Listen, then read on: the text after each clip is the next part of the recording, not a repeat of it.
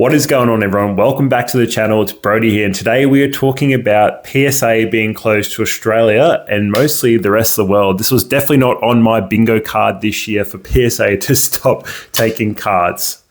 Now, if you haven't been watching, PSA just this week closed to Australia and basically every other country except for America, and then PSA dealers in Canada. This was something that I did not expect, but it's probably going to make things even worse for us in the card market in Australia this year. But we'll deal with it. So basically, if you've been living under a rock, the US government this week introduced a tariff for several countries and several different levels of percentages of tariffs. For Australia, we had a 10% tariff applied for imported goods. Now, I want to go through my thoughts on the situation and then probably talk about some of the impacts of prices for cards and stuff and sealed product if this is prolonged. And then I'm going to get your thoughts on this and we'll go from there. So I think, generally, I think it's going to all pass. I think PSA has taken a precautionary approach in handling the situation to basically safeguard themselves and their customers.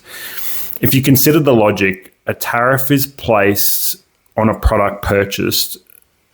And for this reason, I believe we won't be affected long term, because when we send cards for grading, we're actually not selling our cards to PSA. We're actually requesting they provide a valuation of the cards and then return them to us. So actually using logic in this situation, I think that there's a way around it. So I think PSA hopefully is going to go in and they're going to be saying to the government that, well, we're not actually, our service that we provide isn't one that where we're buying these products.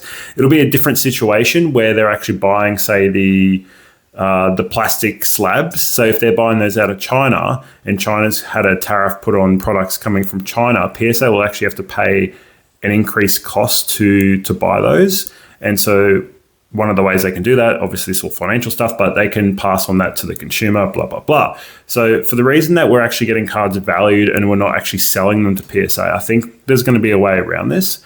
And I think, hopefully, fingers crossed, it is resolved soon. Now, I think the other options are that if this isn't resolved straight away, I think I'm going to list out what I think will happen. So first thing, I think PSA could reopen at a higher price to compensate for the tariff increase for every relevant country, and they would pay the relevant tariff. I think the second thing is that PSA dealers are the only ones that can submit to PSA. To me, this seems unfair, as I obviously want to send my cards myself, so why should someone else get priority, or why are they getting to avoid the tariff over me because they're a dealer? I understand that obviously they're a dealer, they're doing a large number of cards per annum to PSA.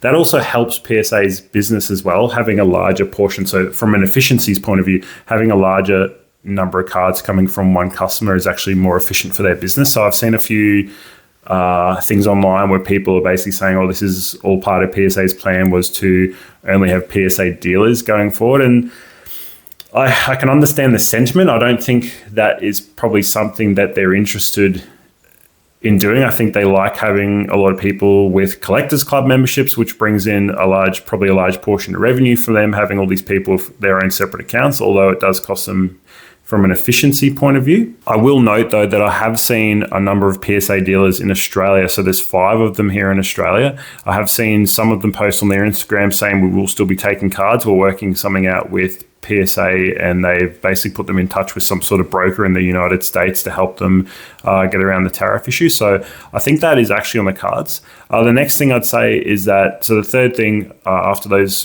being that they reopen at a higher price and then they use PSA dealers only, is that I think we'll be able to submit through Japan. That could be another option, is that basically PSA opens up to Australia to grade via Japan. Now, Japan, I think, they've had an office there and they've had grading since around July 2023, I think. Don't quote me on that, but I think it's been a couple of years now.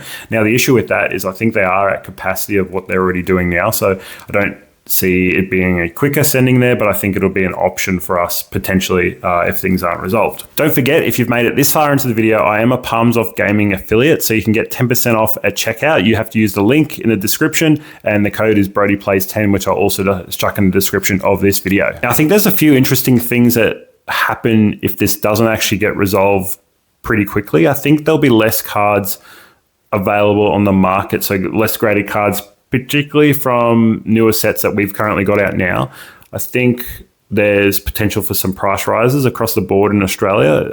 I think cards graded in the US will come with a hefty price tag, particularly for new sets, because we're not going to be able to send as many cards. I think there's a potential that the cards from the newer sets are going to be really expensive when they first come out, like even more so than normal.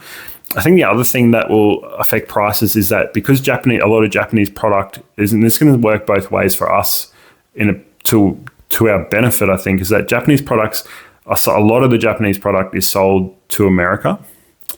And what's happened is I think the tariff for Japan is over 20%. Now, this would mean that there's less likely to be product going into Japan because of the cost.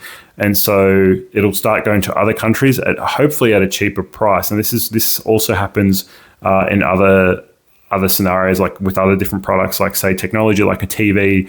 The same sort of thing happens where if a country introduces that sort of type of tariff and that size, that the product usually ends up going into another country. So this could happen for Japanese products, sealed Japanese product, and maybe even cards coming into Australia. It could be cheaper. So yeah, there's a couple of different things there. I wanted to know what your thoughts were on the situation. Do you think this will be ongoing? Let me know in the comments, and I'll catch you guys all soon. Thank you for watching. Bye.